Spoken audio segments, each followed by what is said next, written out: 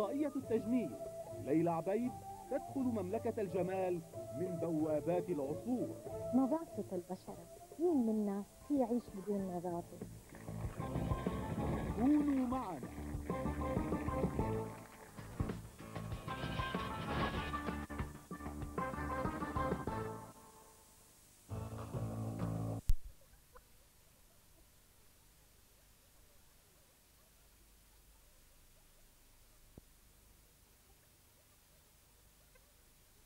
البسيط ورح تشوفوا كيف رح تصير العين محددة بشكل كتير طبيعي. لاحظوا ذات الشيء رح اعمل العين الثانية.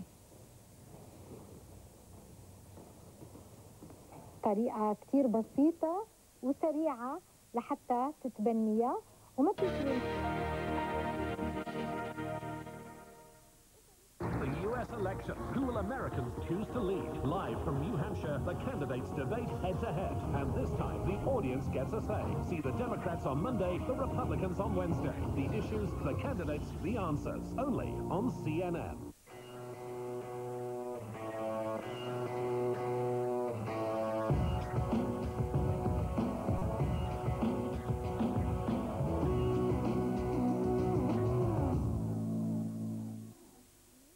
Inside the Middle East, real people, untold stories. Join us for the next edition of the show from Bahrain. Behind the oil-rich facade, a population in poverty. We talked about the masturbation, we talked about the e-sex, the electronic sex. Too taboo for TV, the first sexologist in the Arab world. And beauty doesn't have to break the bank.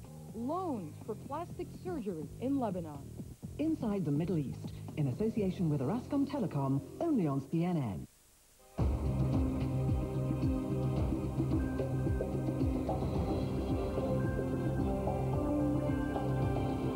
Through of our top stories. Telecom, Orascom Telecom, giving the world a voice.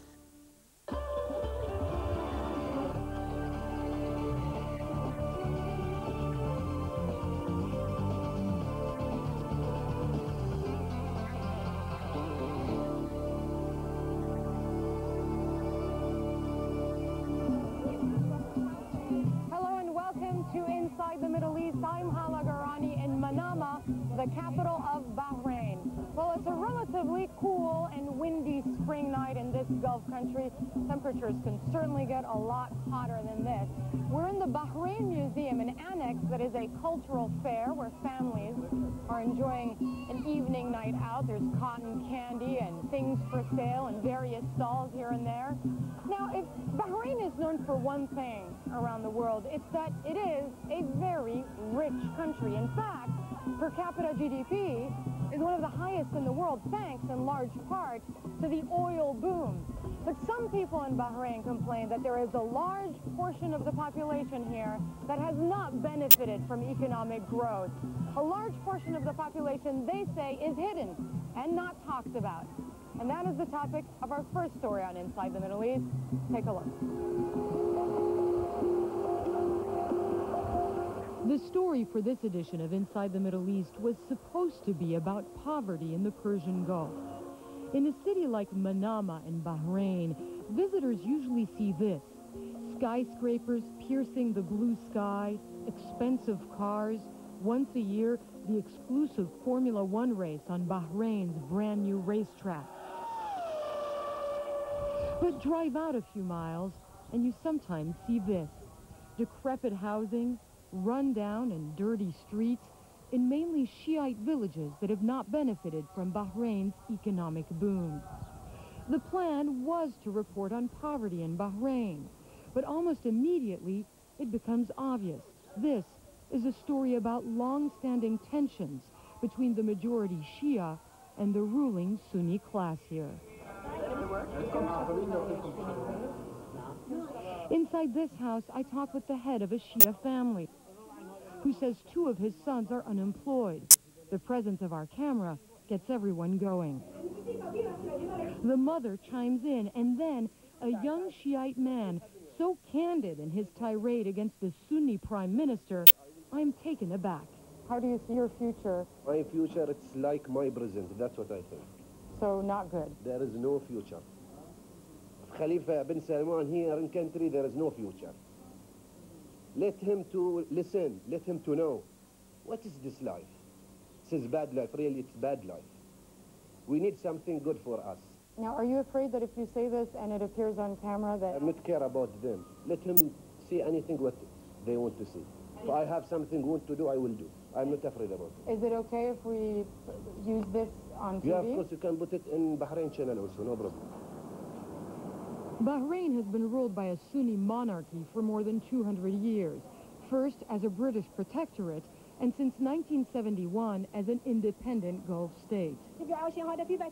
But these Shiites say the story is not about poverty, but about systematic discrimination against them. Hanging on the walls of this house, pictures not of Bahrain's king, but of Hezbollah leader Hassan Nasrallah. And he showed the receipt. Nabil Rajab is one of the heads of the Bahrain Center for Human Rights. His office was closed by the government in 2004. He says he was beaten and harassed. Rajab is Shiite, like up to 3/4 of the people in Bahrain. But the Shia discrimination against the Shias and all, it's not only in government now, it started that happening on the companies owned by the government. I think that goes back to they want to make sure that the Shia stays in that very low. They don't want them to be economically empowered. As always, our royal family and our government have fears that those Shia could take over the government one day. So I visit government officials in Bahrain. The housing minister Fahmi Ben Ali Al Jawder says those who complain of discrimination are ignoring official efforts to alleviate poverty across sectarian lines. Look at how much the government have done in the country in terms of housing from the period 1975 until 2001. It developed around 44,500 units. In the period from 2002 until 2006, the government developed and provided service to another 14,000 families. So this is almost everyone in Bahrain. So if you come and say, well, the government didn't do much, I think it is unfair. Bin Ali Al Jawder says that tens of thousands of housing units are being built for the poor right now, and that the government must encourage people to work rather than rely on financial assistance. I'm told that day that there will be a demonstration in a Shiite village. Protesters have been gathering every week, I'm told, to demand better living conditions and jobs. Sometimes the demonstrations become violent. Today, it did not. Protesters say Shiites are kept out of top government jobs, that they're not allowed to serve in the army or the police, that the Sunni-dominated government brings people from other Sunni countries like Syria and Jordan instead of hiring Bahraini Shiites. Is poverty a result of discrimination? I asked the Minister of Social Affairs about accusations the government does not employ its own citizens. At the end, businessmen, when they come, they say, okay, we try to employ Bahrainis, but they do not stay. They don't like those jobs. They don't want hard-working jobs. They prefer having a job in an office. Sectarian frustration has existed for years in Bahrain. In the early 90s, some Shia demonstrators were jailed here. In the village of Bani Jamra, Sadiq Fatil says he can't afford to move out of this house on his salary from a nearby slaughterhouse. He shows me the home he shares with his wife and son, and the horse he keeps in the back field.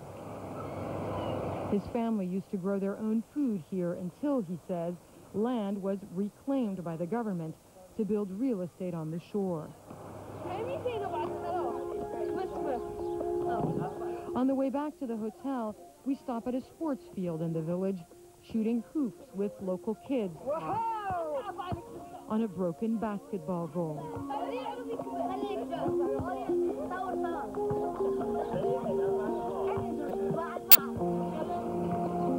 My story over, I drive back to the glossy Bahrain most visitors usually see. Coming up next on Inside the Middle East, she is unique has a talk show where she discusses surprisingly intimate issues. Stay with us.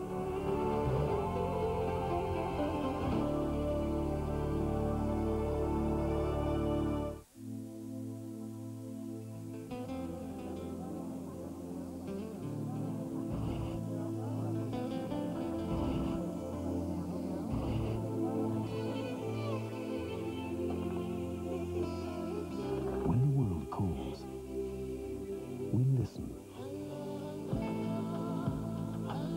Our business is communications.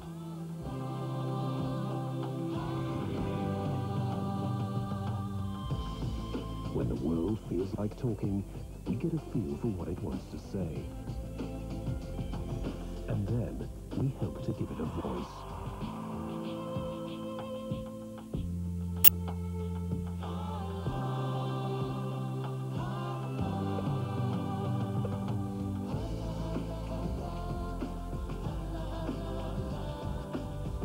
Rascom Telecom, giving the world a voice.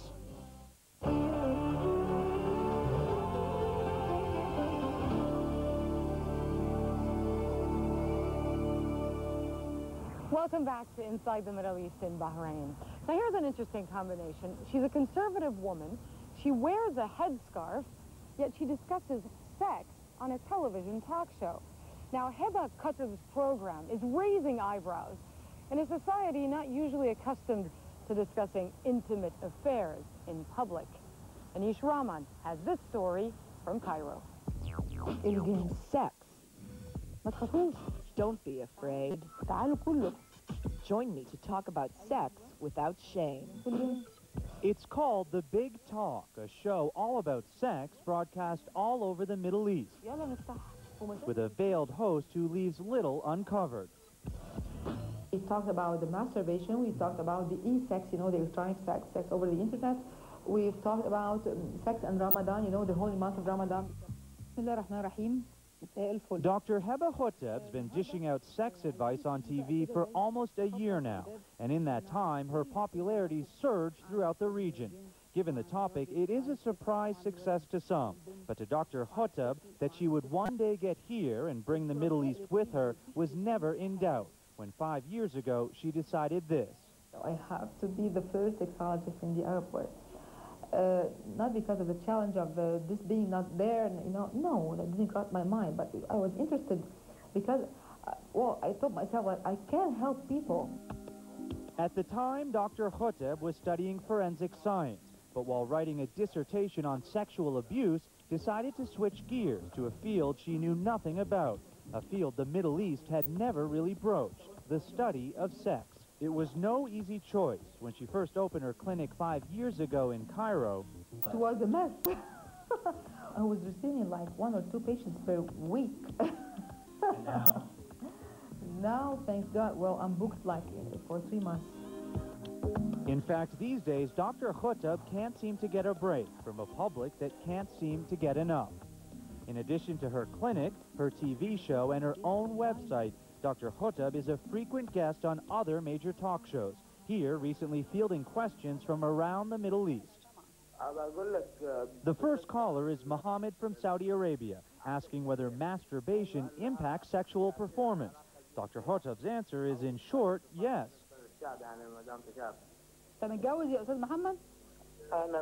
And then Ahmed from Egypt, detailing how after a year and a half of marriage, he's lost all interest in his wife. Such topics would arguably never have made their way onto mainstream Arab TV without Dr. Khatib. She has become a vehicle for change, in part respected because of who she is, a married mother of 3 who always wears the traditional veil, and in part listened to because she only talks about the kind of sex allowed in the Quran between a husband and wife.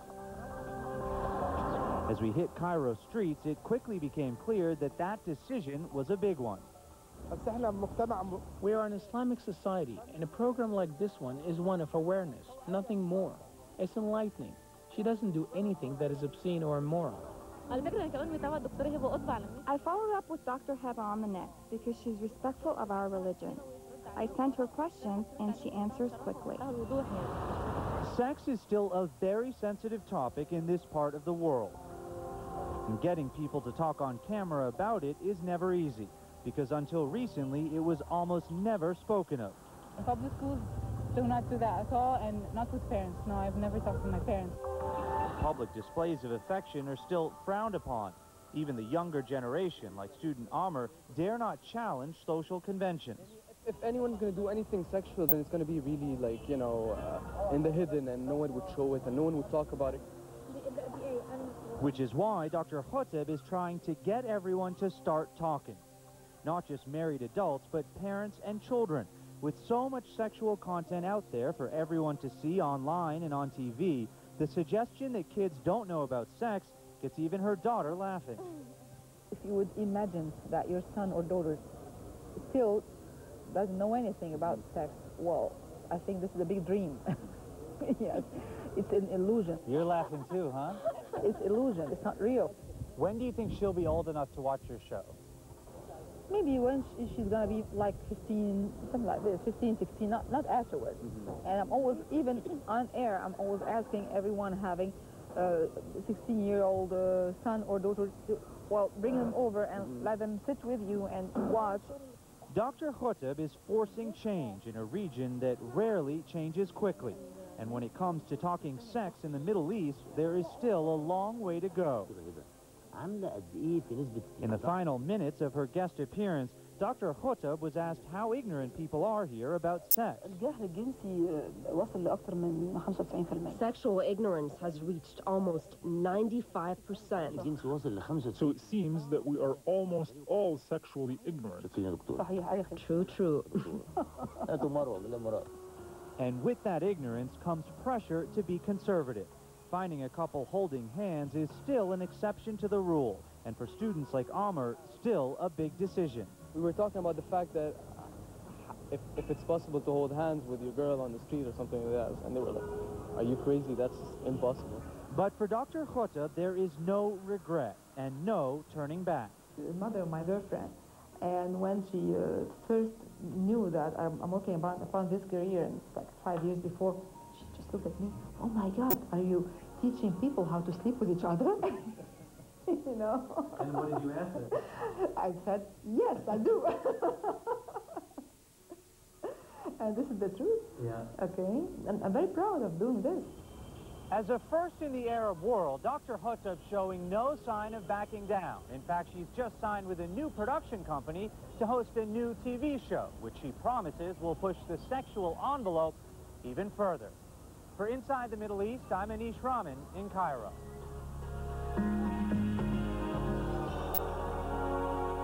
Coming up next on Inside the Middle East, we stay in Bahrain, but we go to another part of the region where people have been borrowing for beauty.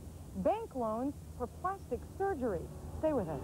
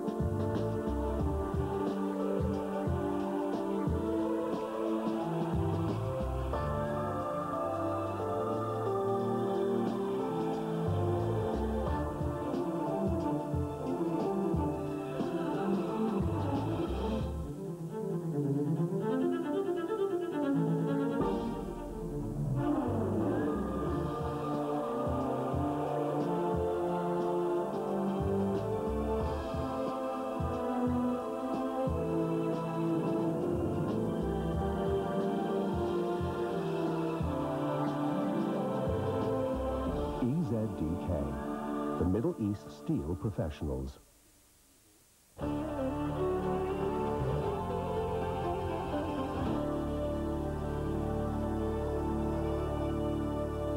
Welcome back to Inside the Middle East in Bahrain. Well, behind me is the Bahrain Financial Center. This is what Bahrainis hope will become one of the new landmarks of this Gulf state.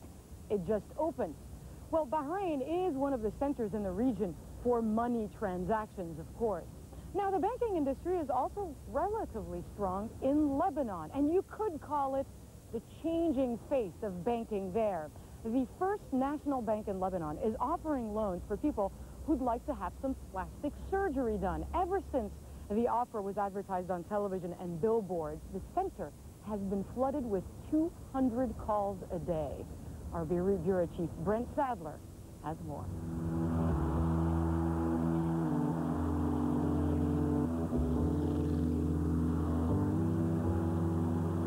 The image of a blonde-haired, blue-eyed woman is used by a Lebanese bank to sell a brand new concept in the Arab world.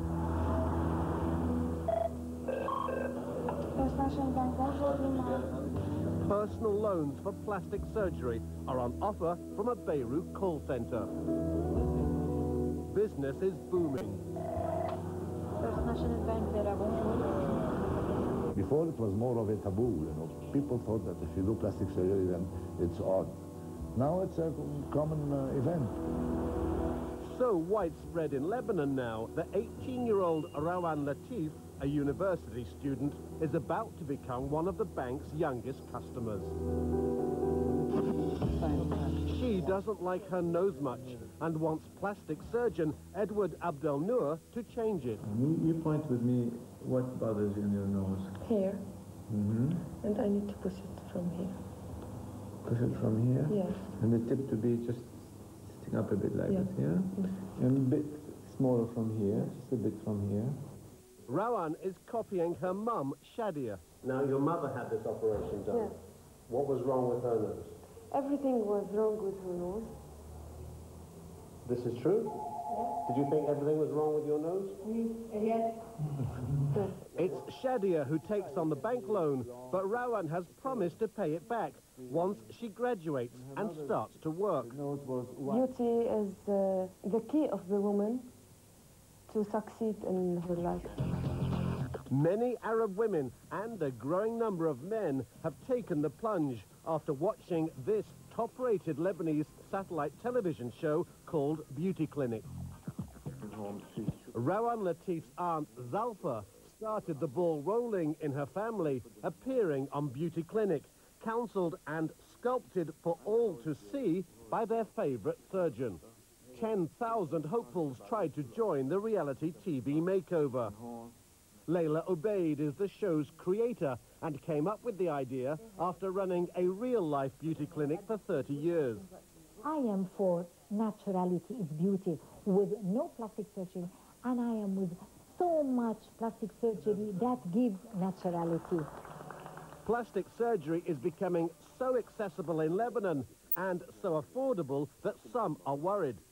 So in that sense, yes, absolutely, I do believe there is a danger, or at least we should be very cautious in how to approach it and how to purchase that product. Camera now. I spend my time, most of my consultations, they say, no, you don't need, don't go, come back another day. Because people think it's easy, they don't even think it's surgery. They think they're going to do a hairdo. It's amazing how it became so simple that it is dangerous. Procedures cost a lot less than, say, the United States, where it can be 4 times more expensive. In the Middle East, plastic surgery is trickling down from the wealthy to middle-class professionals across the social, economic and religious spectrum. Dr. Edward Abdelnour says he operates on large numbers of Shia women, for example, who observe strict Islamic Sharia law. And they are as demanding as the others. I forget they have a veil. And I feel that the veil gives them more freedom. I have this feeling. I don't feel they are more reserved. Or, no, not at all. I'm going to miss my old nose. I'm going to see the new one with a good shape. I hope everything will be okay. It's almost time for Rawan Latif's surgery. The procedure is called a rhinoplasty and should take less than an hour. This perennial quest for perfection in Lebanon means that Rawan's nose isn't the only one that's being fixed here this day. The same plastic surgeon will operate on 2 more noses and handle a long list of other cases as well.